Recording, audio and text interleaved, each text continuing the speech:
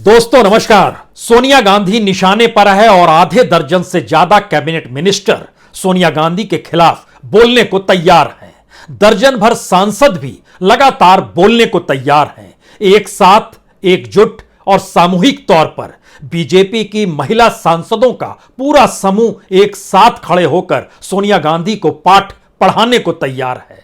BJP शासित राज्यों के मुख्यमंत्री भी सोशल मीडिया पर उतरते हुए सोनिया गांधी को निशाने पर लेने से चूक नहीं रहे हैं।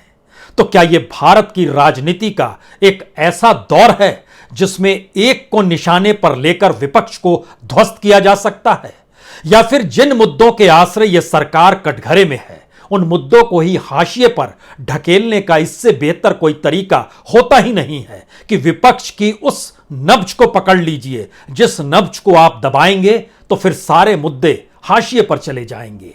एक के बाद एक मुद्दे पार्लियामेंट में उठने चाहिए लेकिन नहीं उठ रहे हैं। मुद्दा कौन सा उठ रहा है जिसमें सवाल देश की आदिवासी राष्ट्रपति को लेकर खड़ा हो गया है, क्योंकि विपक्ष और कांग्रेस के सदन के नेता ने जिन बातों का जिक्र किया, जिन शब्दों का जिक्र किया, उसके बाद माफी का भी जिक्र किया और 31 तारीख को खुद जाकर राष्ट्रपति से माफी मांगने का भी जिक्र किया, लेकिन निशाने पर सोनिया गांधी है। अधीर रंजन चौधरी को हर कोई भूल चुका है, क्योंकि अधीर रंजन चौधरी सदन के नेता अगर कांग्रेस के भीतर हैं तो उनकी नियुक्ति सोनिया गांधी ने की थी बतौर कांग्रेस अध्यक्ष, तो निशाने पर तो वही आएंगी। तो संसद के भीतर जो हुआ, सवाल उसके परे देखने का है। सवाल यह नहीं है कि जिस नेता और मंत्री ने झड़प की सोनिया गांधी के साथ वह खुद गोवा के आरोपों में फंसी हुई है और वो नहीं चाहती हैं कि गोवा का मसला पार्लियामेंट के भीतर उठे। जाहिर है जोर से बोलना होगा, तेज बोलना होगा। और दूसरी तरफ सोनिया गांधी जो लगातार 3 दिनों तक ईडी की पूछताछ के बाद आज पहली बार खुले आसमान तले या खुले हवा के बीच में पार्लियामेंट के भीतर नजर आई, उनके तेवर इसलिए तल्ख हो चले कि उनका नाम क्यों लिया जा रहा है। और बीजेपी के सांसद रमा देवी के पास पहुंचकर जब उन्होंने इस सवाल को किया तो पीछे से एक के बाद एक 8 या 9 सांसद जो बीजेपी के थे, जिसमें अगुवाई करते हुए महिला सांसद जो कैबिनेट मिनिस्टर हैं, वह भी सामने आकर खड़ी हो गई। सवाल दोनों के भीतर जो नोकझोंक है वह तो आपको दिखाई दे गया और टेलीविजन चैनलों ने दिखा दिया, लेकिन इसके एट पार जाकर यह सोचना होगा और समझना होगा कि सोनिया गांधी को निशाने पर लेने का मतलब क्या है। सोनिया गांधी को निशाने पर लिया क्यों जा रहा है और सोनिया गांधी के जरिए क्या विपक्ष की डोर एक साथ बन सकती है, यानी शरद पवार हो या ममता बनर्जी हो, दोनों को एक साथ बांधने की ताकत कांग्रेस के साथ विपक्ष के नेता के तौर पर यह हैसियत सोनिया गांधी में ही है। तो क्या सोनिया गांधी को इस तरीके से तल्ख अवस्था में लाकर उनके जरिए कुछ शब्दों को बुलवाकर क्या भारत की राजनीति अंगड़ाई ले सकती है? हमें लगता है कि आज कुछ चीजों को परखने की जरूरत है, क्योंकि जब कोई सोनिया गांधी का नाम लेता है तो वह लाइमलाइट में आ जाता है। और स्मृति ईरानी जी जो कि कैबिनेट मिनिस्टर हैं, हमें लगता है कि आज का जिक्र तो आपने समझ लिया, सुन लिया, लेकिन हम आपको एक सफर पे लिए चलते हैं। यह सफर 2015 से शुरू होता है। 2015 में सोनिया गांधी कांग्रेस अध्यक्ष के तौर पर वह सीधे सीधे इस बात का जिक्र करती हैं कि किस तरीके से आप जिस भी अवस्था में सरकार चला रहे हैं उसमें सुषमा स्वराज को वो पहली बार निशाने पर लेती हैं, ये कहते हुए कि वो थेरेटिक्स कर रही हैं। थेरेटिक्स यानी नाटक। वह सुषमा स्वराज थेरेटिक्स में माहिर है। ये शब्द का इस्तेमाल सोनिया गांधी सुषमा स्वराज के लिए करती हैं जब वो विदेश मंत्री थी, लेकिन सुषमा स्वराज खामोशी बरती है। उनके एवज में बोलने के लिए स्मृति ईरानी सामने आ जाती है और कहती हैं, सुषमा को आपने ड्रामेबाज कहा, जनमत का यह अपमान है। यह पहला वाकया है, इस बात का जिक्र करने की आज जरूरत है। उसके 3 महीने के बाद अगस्त 2015 में मोदी सरकार को हवाबाज कहती हैं सोनिया गांधी, और यह कहती हैं कि किस तरीके से हवा में निर्णय लिए जाते हैं और वो लागू नहीं हो पाते हैं। इस पर कोई दूसरा नहीं कहता। स्मृति ईरानी फिर सामने आती हैं और कहती हैं कि सोनिया गांधी ने अपने ध्वस्त संगठन को उठाने के लिए नेतृत्व की खामियों को छुपाने के लिए प्रधानमंत्री मोदी का सहारा लिया, यह अपने आप में हास्यास्पद है। जिनके हाथ की सफाई से देश का खजाने की तिजोरी खाली हो गई, वे हमारी सरकार पर हमला बोल रहे हैं। निशाने पर सोनिया गांधी, स्मृति ईरानी के 2017 में याद कीजिए, भारत छोड़ो आंदोलन के 75 बरस पूरे हुए थे। उस वक्त सोनिया गांधी ने एक भाषण दिया था। उस भाषण का एक हिस्सा है, क्या अंधकार की ताकतें लोकतंत्र की जड़ें नष्ट करने का प्रयास कर रही है। यह सरकार पर हमला था। सरकार की तरफ से बोलने के लिए स्मृति ईरानी सामने आती और कहती हैं कि दरअसल एक पत्र वो लिखती हैं फेसबुक पोस्ट में और उसमें जिक्र करती हैं कि सोनिया के भाषण से साफ है कि 2014 में कांग्रेस को मिली करारी हार में नेहरू वंश के दबदबे को खत्म कर दिया, जिससे वो हताश हैं। और प्रधानमंत्री ने देश के हितों को लेकर भाषण दिया, वहीं सोनिया गांधी ने परिवार के हितों को ध्यान में रखा। जिक्र स्मृति ईरानी सोनिया गांधी का कर रही है। निशाने पर सरकार थी सोनिया गांधी के। फिर 2020 कृषि कानून को लेकर लगातार इस बात का जिक्र हो रहा था कि दरअसल ये कानून तो किसानों से ना पूछा गया, ना उनसे तैयार कराया गया। और इसको लेकर स्मृति ईरानी फिर सामने आती हैं और सोनिया गांधी को निशाने पर लेती हैं और कहती हैं, सोनिया गांधी क्या किसान हैं? अगर किसी ने सचमुच किसानों के लिए कुछ किया है तो वो प्रधानमंत्री मोदी ने किया है। और निशाने पर लेते लेते यह स्थिति धीरे धीरे इस देश के भीतर में इस बात को उभारती है, क्योंकि एक वक्त बीजेपी के भीतर जब चले जाइएगा उस वक्त आपको सुषमा स्वराज नजर आएंगी। सुषमा स्वराज बीजेपी के भीतर एक ऐसे नेता के तौर पर थी जो कि गांधी परिवार से संबंध भी रखती थी, लेकिन दूसरी तरफ राजनीतिक तौर पर सीधा सवाल जवाब भी करती थी। लेकिन उनकी जगह लेगा कौन, और उनके रहते हुए उस जगह को लेने की स्थिति में स्मृति ईरानी क्या उभर कर सामने आई। क्योंकि इसके बाद याद कीजिए 2022 में जब पंजाब गए थे प्रधानमंत्री, उस समय जो सुरक्षा में चूक हुई थी तो सोनिया गांधी ने बकायदा पंजाब सरकार और वहां की कांग्रेस सरकार को कहा था कि सुरक्षा को लेकर पूरी चौकसी और सख्ती से जांच कीजिए उस पूरी सुरक्षा को जहां पर चूक हुई है। इसके जवाब में सरकार ने कुछ नहीं कहा। स्मृति ईरानी तुरंत निकल कर आई और उन्होंने कहा, सोनिया गांधी, पंजाब कांग्रेस को दोष देकर आप बच नहीं सकती हैं। यानी दोषी आप भी हैं, आप ही की पार्टी है, आप ही की सरकार है। कमोवेश आज यही स्थिति पार्लियामेंट के भीतर बनी। पार्लियामेंट के भीतर का सवाल जहां से शुरू हुआ वो दरअसल सवाल इसलिए मौजूद है क्योंकि जो अधीर रंजन चौधरी हैं उन्होंने कल एक टेलीविजन चैनल को एक इंटरव्यू दिया था। जब राष्ट्रपति भवन की दिशा में वो जा रहे थे, वहां जाते वक्त उन्होंने कहा कि कल इंटरव्यू का एक क्वेश्चन के जवाब में था कि कल जाने नहीं दिया, आज भी ना जा पाएंगे। हिंदुस्तान की राष्ट्रपति जी सबके लिए हैं।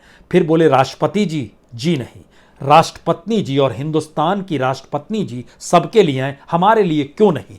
इसी को लेकर शोर शराबा हुआ और सदन में नारे लगते लगते स्थिति आ गई कि सोनिया गांधी इस्तीफा दो। सोनिया गांधी अपने उन्हीं सवालों को टटोलते हुए पहुंच गई रमा देवी जी के पास, जो सांसद हैं, पुरानी सांसद हैं, बुजुर्ग सांसद हैं, उनसे पूछने मेरा नाम क्यों लिया जा रहा है। तो एक झटके में स्मृति ईरानी के साथ 7-8 सांसद और निकल कर आए। उसमें स्मृति ईरानी ही सामने थी और उन्होंने कहा कि मैंने नाम लिया, बताइए क्या करना है, क्या कहना है आपको, मैं आपकी मदद करूं। इस पर सोनिया गांधी ने कहा, मैं आपसे बात करना नहीं चाहती हूं। और यह इंग्लिश में कहा गया शब्द था। लेकिन इसके बाद का हंगामा और इसके साथ उन परिस्थितियों को ताने बाने में राजनीतिक तौर पर बुनने की परिस्थिति अब इसलिए जरूरी है क्योंकि संसद के भीतर से आज 3 सांसद और निलंबित हो गए। दरअसल सोनिया गांधी का नाम पहली बार भारत की राजनीति में याद कीजिए शाइनिंग इंडिया के वक्त अटल बिहारी वाजपेयी लिया करते थे। और 2014 में जब हार मिली तो वाजपेयी के करीबियों ने उन्हें कहा कि आपने इतनी बार सोनिया गांधी का नाम ले लिया, यह देश सोनिया गांधी को जान गया और इसी वजह से आपकी हार हो गई। दूसरी स्थिति मौजूदा वक्त में है। राजनीतिक तौर पर सबसे ताकतवर प्रधानमंत्री मोदी दूसरे तमाम प्रधानमंत्रियों की तुलना में मौजूदा वक्त में भी हैं, और जो बीजेपी, आरएसएस, कैबिनेट मिनिस्टर्स की टोली, तमाम चीजों की परिस्थितियों में भी देखिएगा तो नरेंद्र मोदी सबसे ताकतवर शख्स के तौर पर मौजूदा वक्त में इस वक्त देश के प्रधानमंत्री के तौर पर हैं। लेकिन इसी दौर में जितने मुद्दे उठे हैं, उन मुद्दों के कटघरे में सीधे सीधे बीजेपी गरबा सरकार नहीं है या फिर मौजूदा वक्त में एनडीए की सरकार नहीं है, बल्कि नरेंद्र मोदी ने अपने कद को जिस रूप में फैलाया और बढ़ाया, जो लार्जर देन लाइफ हो गया है, संकट उस कद का है। क्योंकि इस देश के भीतर में बेरोजगारी की परिस्थिति, अर्थव्यवस्था की परिस्थिति, महंगाई की परिस्थिति, रुपए की करेंसी का नीचे गिरना, उसकी स्थिति, और ये एक एक करके हर मुद्दे के आसरे अगर चलते चले जाइएगा तो दर्जनों मुद्दे एक साथ किसी सरकार को घेरे हुए हों और उस पर कोई चर्चा पार्लियामेंट में नहीं हो और सड़क पर ना होने देने की परिस्थितियां सरकार बना दे, तो इसका मतलब बहुत साफ है कि सरकार को ऐसे मुद्दों की तलाश है जिन मुद्दों के आसरे वह सारे मुद्दे ढक जाएं।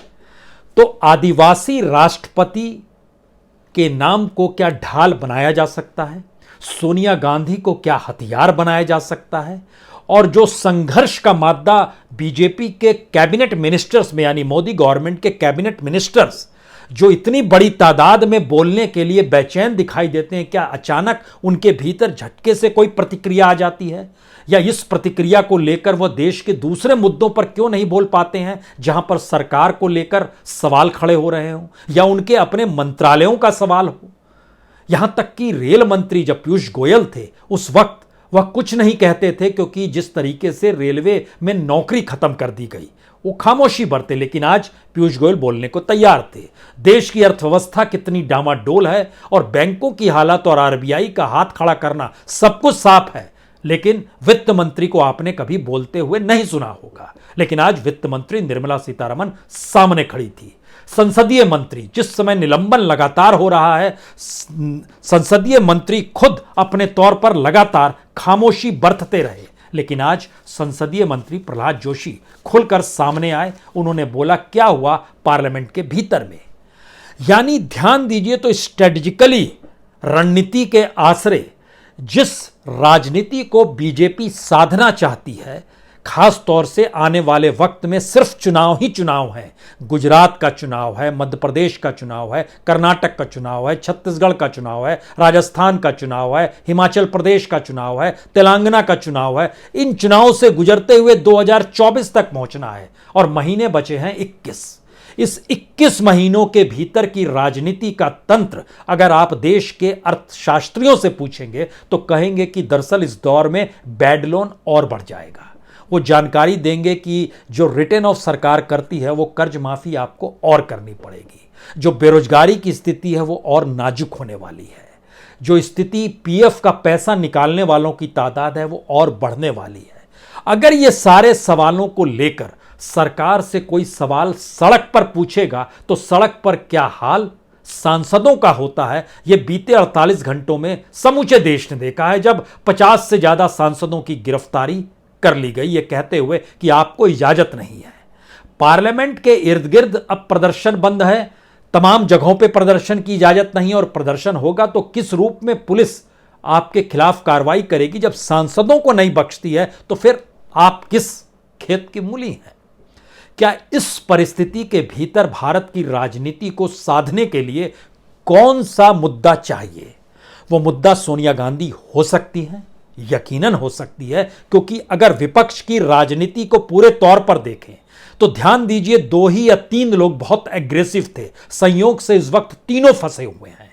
शरद पवार लगातार फंसे हुए इस बात को लेकर कि एक तो महाराष्ट्र की सरकार गिर गई और उनकी राजनीति नहीं वहां पर चल पाई या सहेज नहीं पाई सरकार को। दूसरा, ईडी उनके अपने दायरे में उनके भतीजे से लेकर उनके दूसरे तीसरे लेवल के हर नेता को दायरे में ले चुका है। खुद कोऑपरेटिव बैंक को लेकर उनके ऊपर भी ईडी का शिकंजा है। शरद पवार फंसे हुए हैं। उसके बाद आइए केजरीवाल अगर प्रधानमंत्री मोदी के खिलाफ बोलते हैं या कहीं विकल्प बनने की कोशिश करते हैं तो उनके निशाने पर, ईडी के निशाने पर सत्येंद्र जैन जेल में है। निशाने पर सीबीआई जांच में अब मनीष सिसोदिया आ रहे हैं। जो पूरे की पूरी शराब पॉलिसी बनाई गई, उसके मद्देनजर दिल्ली को घेरने की तैयारी है और राजस्व किसी भी रूप में इतना कमजोर पंजाब का होते चला जा रहा है और वो होता चला जाए, इसके लिए भी एक बिसात तैयार है। उसके बाद आइए ममता बनर्जी, उनके अपने दूसरे नंबर के नेता पार्थ, वह मुसीबत में नहीं बल्कि उस ईमानदार ममता बनर्जी की छवि पर इतना बड़ा धब्बा लगा गए जहां पर 50 करोड़ और 3 सोने की ईंट का सवाल नहीं है। सवाल तो उस समझ का है कि ममता बनर्जी की पहचान सिंगूर से, जो किसानों को लेकर संघर्ष था, नंदीग्राम से, जो 70,000 लोगों को घर से बेघर किया जा रहा था हल्दिया प्रोजेक्ट के जरिए, उसकी लड़ाई थी। लालगढ़ आदिवासियों की लड़ाई थी। लेकिन एक झटके में वहां से निकलकर चीजें उनको दायरे में ले आई कि उनके अपने मंत्री करप्ट हैं।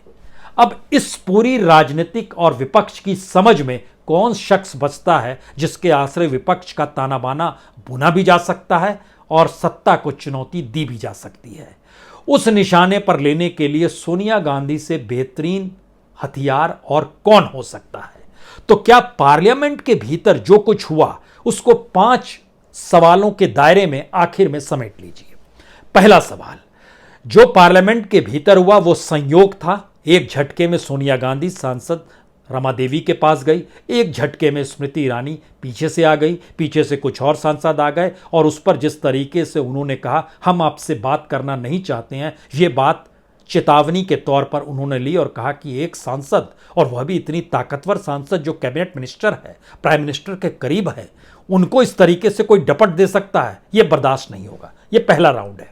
दूसरा राउंड, ईडी की जांच के बाद जब सोनिया गांधी पार्लियामेंट हाउस पहुंची तो जाहिर है वो सबके निशाने पर, इसलिए क्योंकि ईडी भी अपने तौर पर 3 दिनों की पूछताछ के बाद उसकी हाथ में कुछ भी नहीं आया है। यानी लगातार ये मैसेज रोटेट हो रहा है कि ईडी सिर्फ वक्त जाहिर कर रही है, ईडी सिर्फ परेशान कर रही है, क्योंकि इससे पहले 5 दिनों तक राहुल गांधी से पूछताछ और उसके बाद 3 दिनों तक सोनिया गांधी से पूछताछ। लेकिन ईडी ये कर पाने में सक्षम क्यों नहीं है कि अगर ये अपराधी हैं, दोषी हैं, तो इन्हें जेल में डाल दिया जाए? इस परिस्थिति में ईडी नहीं आ पा रही है, यहां तक कि गिरफ्तार भी नहीं कर पा रही है, जो कि गिरफ्तार का अधिकार अब तो सुप्रीम कोर्ट की मुहर से आ गया है। तो इसका मतलब यह है कि ईडी वाला हिस्सा इस दौर में कमजोर साबित तो नहीं हो गया, तो उसके एवज में क्या पार्लियामेंट की यह घटना हुई? यह दूसरा सवाल था। तीसरा सवाल, जिन मुद्दों के आश्रय लगातार पार्लियामेंट में आवाज उठाने का प्रयास विपक्ष कर रहा है, उस पूरे विपक्ष के लिए सोनिया गांधी की एक महत्ता ये वो समझते हैं, तो क्यों नहीं सोनिया गांधी को निशाने पर लेकर पूरे विपक्ष को ही सोनिया गांधी के साथ खड़ा करके वो सारे मुद्दे एक झटके में रेड कारपेट तले दबा दिए जाए। ये तीसरा एस्पेक्ट है। चौथा एस्पेक्ट है कि निजी तौर पर सोनिया गांधी पर हमला, यानी गांधी परिवार पर हमला, गांधी परिवार के भीतर उस बेचैनी को पैदा करता है जहां पर चाहे वो राहुल गांधी हो, चाहे वो प्रियंका गांधी हो, और खुद सोनिया गांधी परिवार की अपनी एकजुटता में कहीं ना कहीं इस हिसाब से काम किया जाए जहां पे वो परिवार सिर्फ खुद को बचाने की राजनीति में ही उलझ कर रह जाए, बाकी मुद्दों पर ध्यान ना दे। ये चौथा इशू है। और 5वां इशू सबसे खतरनाक है, किसी को बदनाम कर दो। उस बदनामियत के तहत क्या वाकई देश की राष्ट्रपति आदिवासी द्रौपदी मुर्मू, महामहिम, उनका नाम और उनके लिए बोले गए अपशब्द का बार बार टेलीविजन स्क्रीन से लेकर सोशल मीडिया और अलग अलग पार्लियामेंट के भीतर भी लगातार उन्हीं शब्दों का इस्तेमाल इतनी बार किया गया कि 3 बार जिस शब्द का इस्तेमाल अधीर रंजन चौधरी ने किया और कहा कि मैं माफ़ी 31 तारीख को मांग लूंगा और मुझे अगर सज़ा देनी है तो मुझे फांसी दे दो, मुझे वो भी मंजूर है। लेकिन इन सब के बावजूद भी उस शब्द को बार बार जिस रूप में उछाला गया, बताया गया, यह एक समाज के भीतर घृणा, उपहास और बदनीयती की परिस्थितियां तो नहीं हैं। इन 5 सवालों के इर्द गिर्द पार्लियामेंट को देखते देखते एक आखिरी सवाल पे आ जाइए। यह आखिरी सवाल भारत की राजनीतिक सत्ता से जुड़ा हुआ है। इस देश के भीतर की खामोशी, तमाम मुश्किल हालातों के बावजूद भी, इस देश के भीतर में तमाम मुश्किल हालातों के बीच भी बेहतरीन स्थिति का प्रलाप जो सत्ता और सरकार के करीबी खुलकर करते हैं, और इन सब के बीच आईटी सेल का होना और मुख्य मीडिया का अपने तौर पर राग में गाना कि देश की स्थिति तो अच्छी है, क्यों उलझ रहे हैं, और पार्लियामेंट्रीज का निलंबन होना, इन सारी चीज़ों पर जिस लिहाज से चीज़ें परोसी जा रही है वो दरअसल चुनाव दर चुनाव एक ऐसे परसेप्शन को बनाने की परिस्थितियां हैं जिसमें लगे ये कि ये सरकार हर जगह ठीक है, नीतियों को लेकर ठीक है, विचारधारा को लेकर ठीक है और उसके द्वारा बोले जा रहे हर शब्द भी ठीक है, पार्लियामेंट के भीतर की हरकतें भी ठीक है और इस देश के भीतर की परेशानी भी उसके जरिए नहीं आई है बल्कि वह भी विपक्ष की देन है। यह एक ऐसा ऑरा क्रिएट करने की परिस्थिति है जिसमें सोनिया गांधी को निशाने पर लेकर दरअसल उस हथियार को अपने हाथ में अब सत्ता लेना चाहती है जहां पर 2024 के रास्ते में कोई मुद्दा उठकर ना आए, और अगर मुद्दा आए तो भावनात्मक तौर पर इस देश की भावुकता को, आदिवासी राष्ट्रपति के ऊपर बोले गए शब्दों को बार बार उछालकर कैसे लोगों की भावनाओं को उभारा जा सकता है, यह उसका दूसरा हथियार है जो ढाल के तौर पर सत्ता के लिए काम करे। कुछ इसी अंदाज में भारत की राजनीति चल पड़ी है।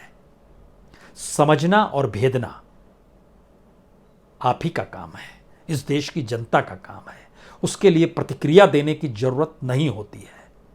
इस देश में लोकतांत्रिक परिस्थिति चुनाव को जीती है तो चुनाव को जीने से काम चलेगा या उससे पहले कम से कम एक ऐसा वातावरण बनाने से काम चलेगा जहां लगे ये कि पार्लियामेंट का काम कर रहा है। और इस तरीके से एक शब्दों के आश्रय जो ताना बाना बुनकर पूरे देश की राजनीति और सामाजिक माहौल को ध्वस्त जो किया जा रहा है, उन सबका दोषी कौन है? शायद कोई नहीं, क्योंकि सत्ता कभी दोषी होती नहीं है। बहुत बहुत शुक्रिया, बहुत बहुत शुक्रिया।